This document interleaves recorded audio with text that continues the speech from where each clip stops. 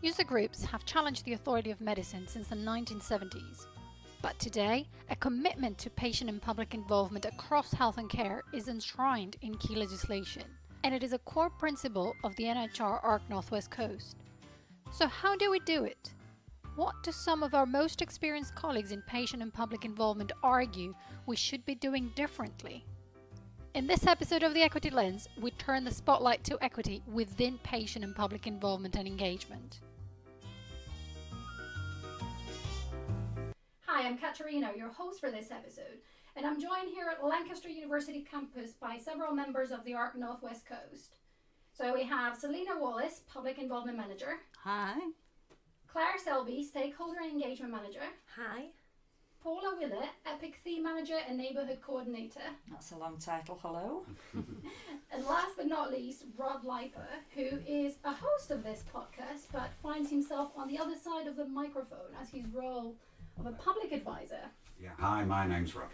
So before we start our discussion, Selina, do you want to give our listeners just a quick overview of the patient and public involvement model that we have in ARC? So patient and public involvement is one of the golden threads of the ARC. So it's embedded in everything that we do, from all the applied health research projects that we run, but also through the governance of the ARC. So we have about 100 public advisors that are based all over the Northwest region, and they co-produce our research, but also are involved in running the ARC as well. Brilliant. So who are, what are the people who sign up to be public advisors in ARC? Like, who tends to come forward for this role, and I guess how diverse is that public advisors community?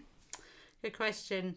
I was lucky in terms of being the public involvement manager to inherit a large group of very diverse and dedicated public advisors from the previous version of ARC before I started as manager. So they were recruited in a number of different ways, but one of the main ways was through the Neighbourhoods for Learning, which were in areas of high deprivation across the Northwest, and a lot of the people were community activists. So we've got, a great variety of different kinds of people, different ages, ethnicities, and living in different geographic areas, so that we've got a wide perspective on the research that the ARC does. And we also, researchers also recruit advisors to specific projects that maybe have particular health conditions or are carers. And we also run a Seldom Heard Voices forum to try and recruit from communities that are not often heard in this way. And Paul, I think you were involved in that Neighbourhoods for Learning programme, so maybe you have a view in this as well. Yeah, I think, it's always been problematic to sort of ensure representation within the communities that you're trying to serve and do research in. The principle, and it was contentious, I have to say, at the time, around our public advisor model in the neighbourhoods, was that members of the public needed to live within a certain geography. The rationale for that being was that they would have a unique lived experience by virtue of the fact that they lived on, the predefined 10, 15, 20 streets, along with other lived experiences.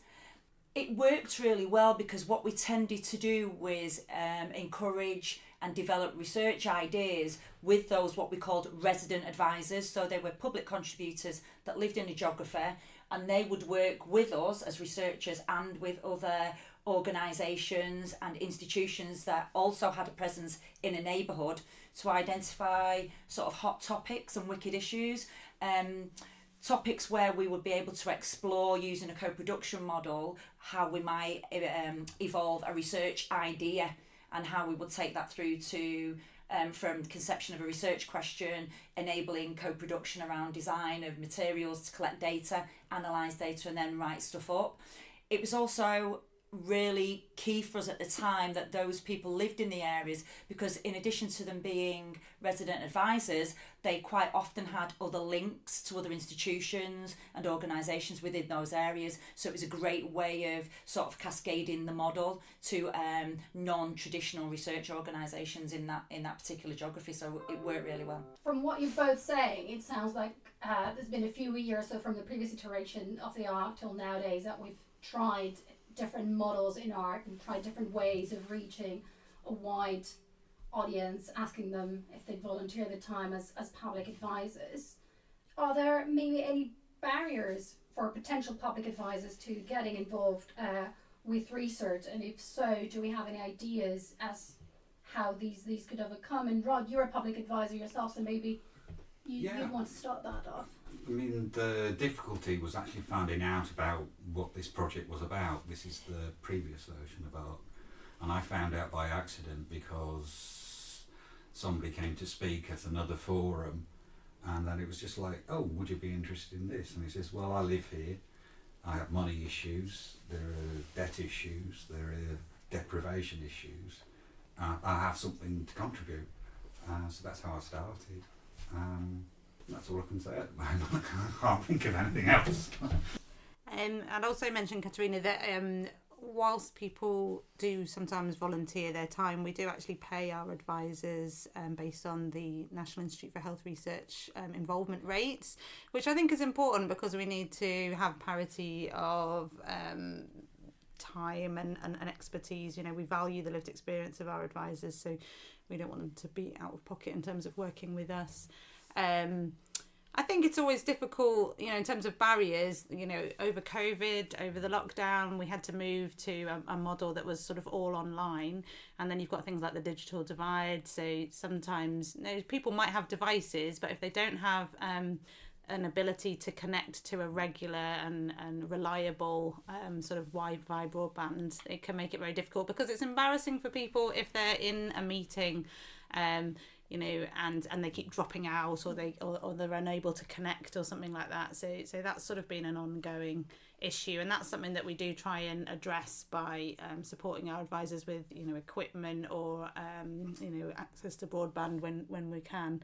So yeah, but also I'd say in areas of high deprivation, you know, people are living under extreme pressure, especially at the moment, financial pressure, and you know, it creates a situation where people can find it very difficult to get involved, especially as things move back to face to face. You know, people are carers, people have children.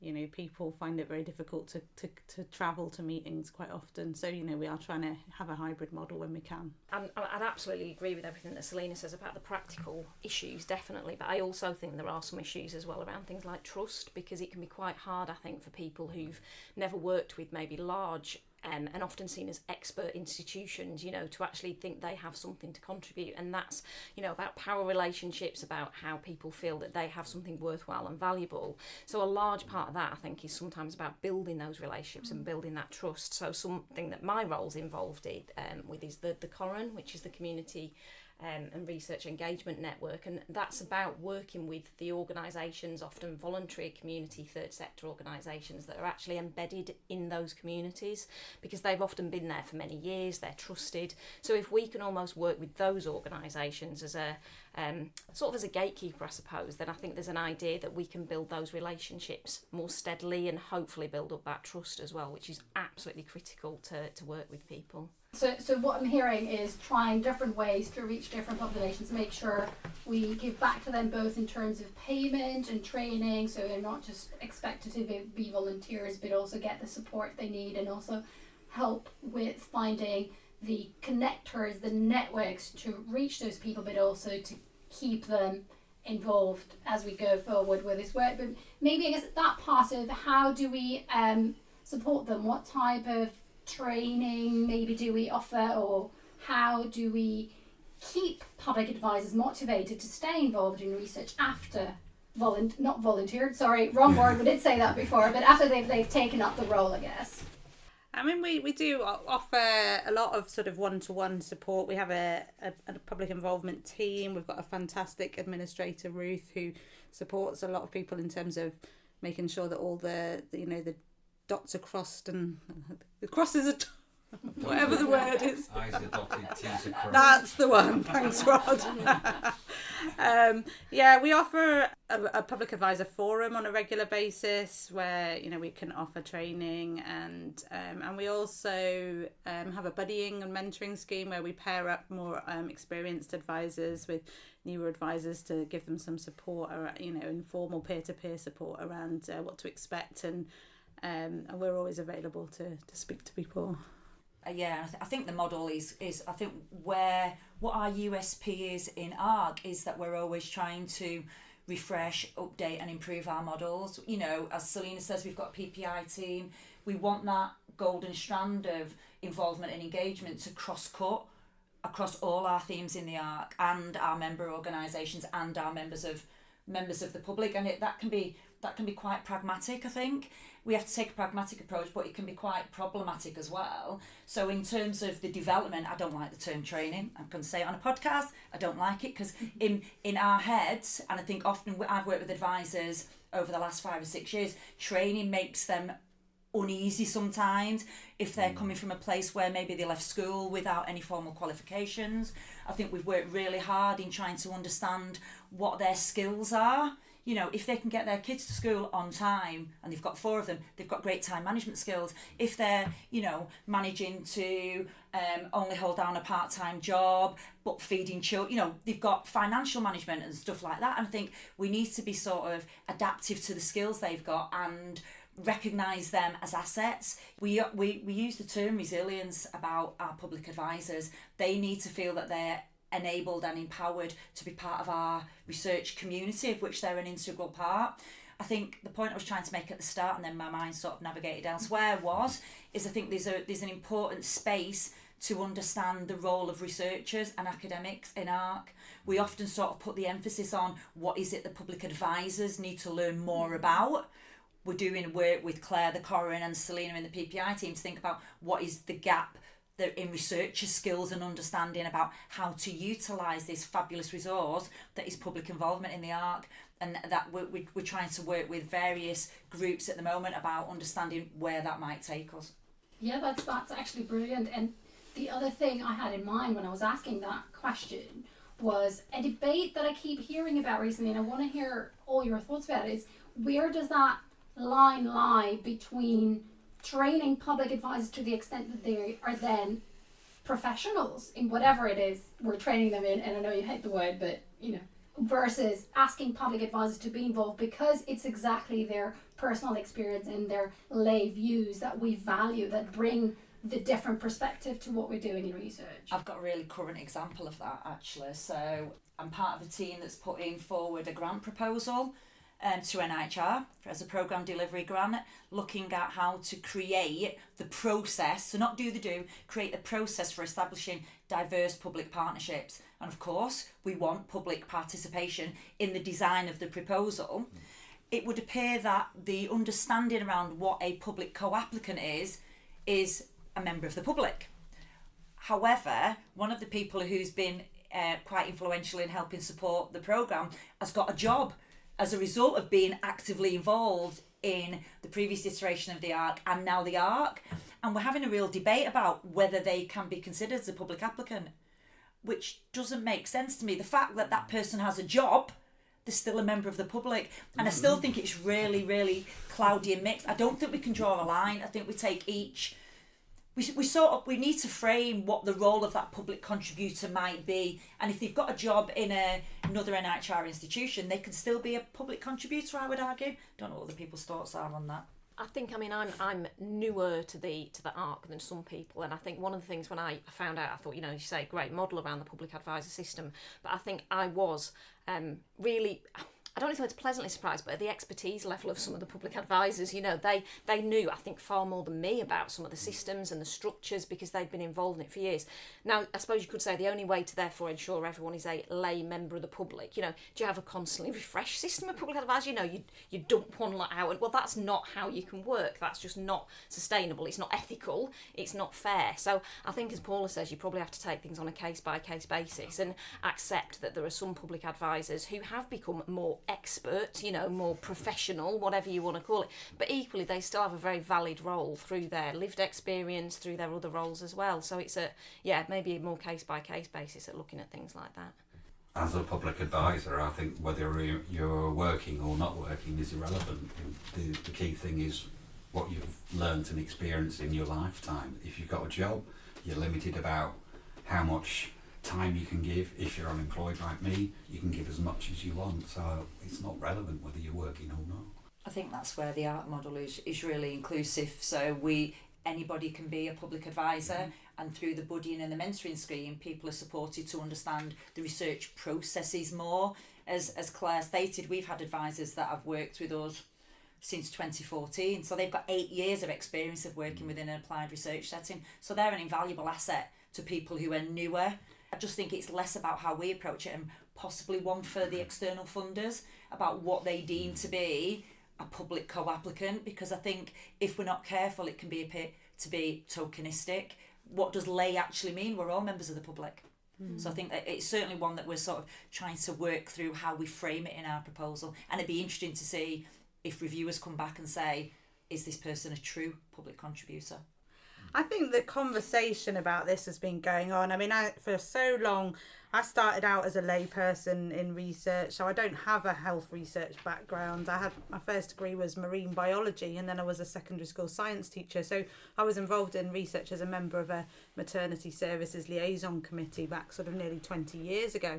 And you know, they were having exactly the same conversation then, like who is lay enough to sort of speak, and who's going to be representative of what community. And you know, the more work that I've done with different kinds of communities, the more I hear that lots of people don't necessarily consider themselves part of that community, even if other people from the outside do. They want to be seen as individuals, and every individual's got differences. And there's also lots of blurred boundaries now, more about that, you know, who is a lay person and who is a researcher. You know, people are employing lay people as lived experience researchers, you know, and then you get people sort of saying, oh, this person knows too much. I mean, I think that's really unfair, and I think that we should be upskilling people. And if some people do move from one place to another and actually are inspired enough to want to work within public involvement or in health research and are willing to go out there and put the effort in they need to actually, you know, get a job in that arena, then that's a great thing, and I think that should be applauded, you know. Absolutely, and I think that idea of what you're all saying of being adaptable, being flexible to our approach, it's exactly what equity is about, which is offering the support based on need rather than going out on an equal approach. Here is a set amount of support or a set type of support you get for the same type of work you're expected to be doing. So absolutely. Speaking of that model, and I'd be grateful if we can offer some practical recommendations or maybe mention any tools you found very useful in this line of work that our listeners might not be aware of that can be very helpful to them in the future. So we do have the Health Inequalities Assessment Toolkit that helps researchers apply an equity lens to their work at every single stage, and at every single stage there is a prompt question to get them to think of how they're involving patients and public at that stage. Who are they involving at that stage? But I'm also thinking of other tools like the GRIP2 tool, Selina, I know you offered training on, or maybe other tools you guys have been using in terms of getting people involved in different ways, in more creative ways, because not everyone's going to be able to contribute in the same way as you were saying before. So whether we're online or face to face, everybody has a different way of learning, of contributing, of... The GRIP2 tool was very confusing, wasn't it? Because it is aimed at researchers, not public. And it was like, well, why am I doing this? Because I'm not a researcher. I didn't understand where it was coming from. I mean, it's really interesting what it is, but I just didn't get it. Yeah, I mean, the GRIP2 tool is just one of many, many different tools, and really it's a very basic sort of tool to look at the impact of public involvement on a piece of research. And you know, one of the reasons that we're sort of encouraging researchers in ARC to use it is because it sort of closes that circle between, you know, saying it's important to involve people and that we don't want to do our research without co-production with communities and members of the public. But then what effect does that have? Like, you know, what difference has that made? GRIP2 is a tool to make sure that we're thinking about the difference that it's made, and then recording it in, you know, the main way that research is often disseminated after we've finished it is through journal papers. So you know, making sure that researchers are publishing, you know, a summary of how they did their involvement and co-production and what difference it made.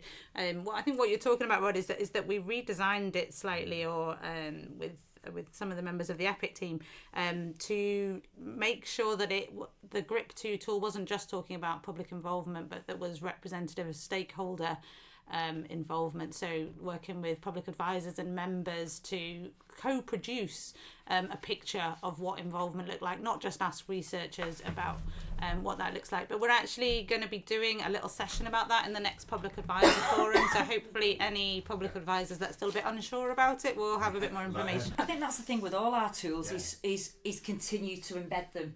You know, we do forget, you know, we've got a wealth of tools, as Selina and Katerina have pointed out. I mean, the example around the theme that I manage, utilising the GRIP2 tool as part of an air quality project, was really insightful, actually. And I think what it enabled us to do, which I don't think we always think about, is giving something back to those public contributors and organisations who've supported the research. Often for them, getting their name on an academic paper might be a bit of kudos individually, but often for organisations it isn't that much. But what we found through working through the GRIP2 tool with them is that they were able to look at and realise the impact they'd made on that particular element of the study, that they could go back to their organisation and say, us being involved with the ARC in this particular project has meant this. Our voice has been heard, our opinion has been reflected on, and this is what we did. You know, so because I think often, you know, I don't know if anybody's used the tokenistic term yet, but, you know, counting bums on seats of members of the public is not an impactful way of PPI. And what we're trying to do in ARC, you know, I said at the start, constantly thinking about how we can measure and value impacts, how we can demonstrate the worth of the public contributors that work with us, using and reflecting on the views and opinions of our public contributors. So it is you know, it's not an easy task, but the GRIP2 tool is, I think, is one of the things that we need to be able to undertake, not in a time consuming way, as part of your project, to give something back to, you know, the public members and the member organisations that have supported the research. There was one thing I found, well, many things I found really interesting. I was on a Zoom/Teams meeting, whatever, and there was a couple of people from an organisation that provided funding for various research, and they didn't understand the reason why there should be any public advisor involvement, because they thought it was basically a waste of time and didn't fit into what they wanted, which was a bit shocking, to be honest, because how can you provide funding for a project when you don't understand what really that project is doing and how the public are involved? But they changed their minds and thought, oh, we didn't know that, we do now. I think you were saying, Katerina, at the beginning about, you know, the effect that public health sort of advocacy lay people had, you know, back through the last sort of 30, 40 years. And I think one of the slogans that came out of it was nothing about us without us, you know, and I think that's what the research of the ARC is all about, is about trying to make sure that it is relevant to those populations and it isn't just sort of like academic talk in the sky and isn't actually going to affect the people that it's, you know, that it's about. So we've got tools to help people think who they're involving and when they're involving them. We've got tools that are about reporting that involvement and also, again, nudging further, thinking about how exactly people are involved. Are there any tools that you particularly like using or that you want to flag you think would be helpful in terms of the actual involvement? I think a lot of the time you have to be quite careful about being prescriptive about these things. I think being, you know, more creative, and, you know, we've talked about relationships and people have talked about having those continuing conversations, and I think that's what's important. There's, you know, there's never a one size fits all. You know, with whichever group you're working with, there's going to be something more appropriate, something less appropriate, something that's going to work better, something that's not going to work as well. So, you know, there are lots of, you know, tools out there for sort of facilitating workshops or for encouraging engagement in fair ways. So, you know, some things we've used sometimes, Lancaster University has Leapfrog, which are the series of tools that were created around exactly what I've just talked about. And there's lots of them on a website that you can look at and you can pick and choose what you like. But there's other things out there as well that might be more appropriate for different people that you're working with. And I think that's always the key thing is, you know, recognising one size doesn't fit all in the work like this. And it's important just to keep talking to people. And, you know, you can always learn more as well. That's the thing that I've definitely learned is, you know, you're never an expert in it. There's always someone else who can, you know, can show you a different tool or a different way of doing things. I agree. I think that, you know, there's all sorts of tools and things, but really what you really need to do is just get in there. It's a bit like when they're saying about, you know, Brits trying to get in the water. You know, it's all right once you're in. You know, you need to actually get in there and get get started, involving people. People can be quite scared, especially, in some of the work we've done around seldom heard communities. People can be really worried about causing offence, and, and that can hold people back. They think, I don't know enough about how to involve this community, and but that's almost the worst thing that can happen, is somebody thinking, oh, I don't know how to do this, so I'm not going to do it. Sometimes you learn on the job, and it's building those relationships and that trust that you need to do. So there's no sort of quick route to that kind of experience, I think, but there is always people around that have maybe done it when you haven't, so that can support you, and it's always good to have a friendly face to support you when you're doing something new. I think the listening element is really important. Selina mentioned earlier in the podcast about people talking about people who have too much knowledge. I would sort of arbiter there and say people say that when they're being challenged. So we need to be recognising that they listen to us, we need to listen to them. And certainly from COVID, there was quite a number of examples around the different ways we needed to communicate with our advisors about their experiences during the lockdown. Within my theme, we developed a diary project where people could write a diary online, of course, but then we also because of that digital exclusion consideration, we then followed that up with telephone calls. So just listening to people's week was really important. We got feedback to say it was really important that you checked in on me, because it was only me and my 4 kids, and I've not seen anybody, I've not spoken to anybody else. So that active listening we don't underestimate. And then the other thing is about not being too prescriptive at the outset, and having a model for public involvement in projects that's open to change and tweaking. So one of the ways we're sort of trying to build on that lived experience and listening to members of the public in a variety of settings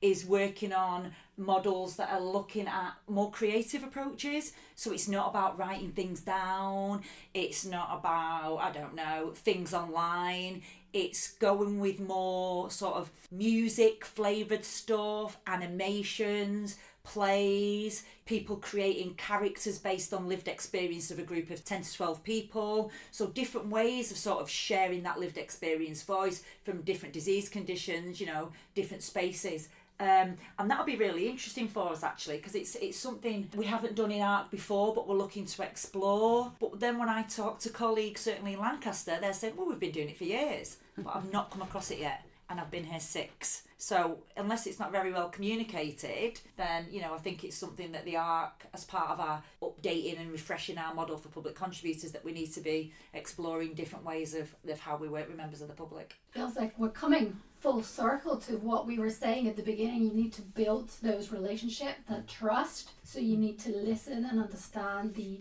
individual need, and then have a flexible and adaptable approach to patient and public involvement and engagement. What we agreed to do today was to say a bit about the experiences that you all have doing this work within ARC, but also be challenging into how we can make things better, because nothing is ever perfect. I think that's definitely something you've delivered on today, so thank you very much. I'm going to ask you for one response each.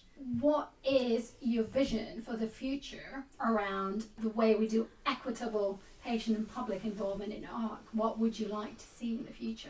I can kick things off with a very broad vision, and I think it's one of the conversations I've had with a lot of people. I think it's a vision a lot of people share, where communities and the public truly are the driving force behind the prioritisation of research. So it's not just that they're brought in to develop the methodology, or to actually be participants, or even to be sort of researchers as part of the thing, but actually to drive the agenda as well. So to develop the priorities, to develop the ideas, to develop the research questions.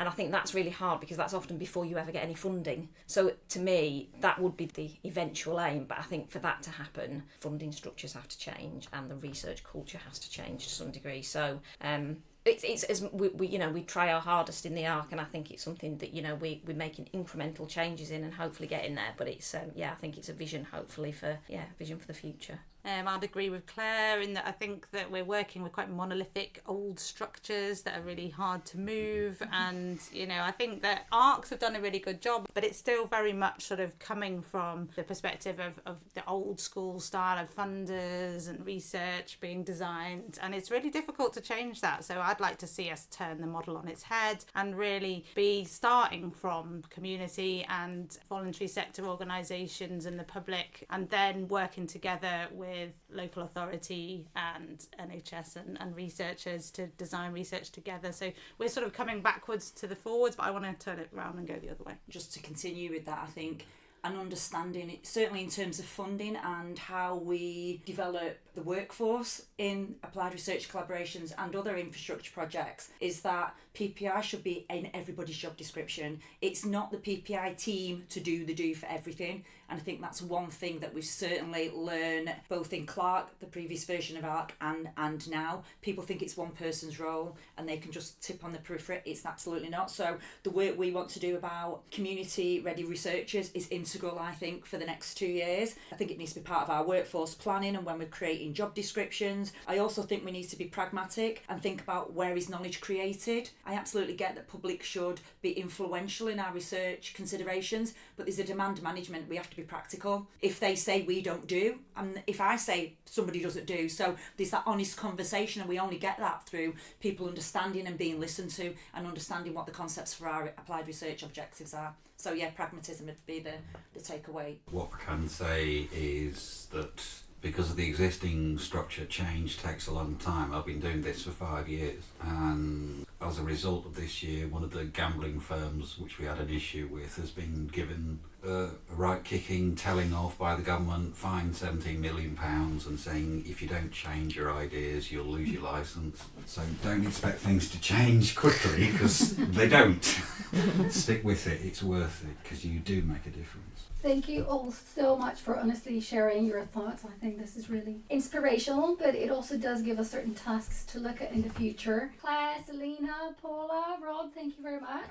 Thank you. Thank you for listening in. It sounds like we might need to try and reach out to some funders and bring them in for a next podcast.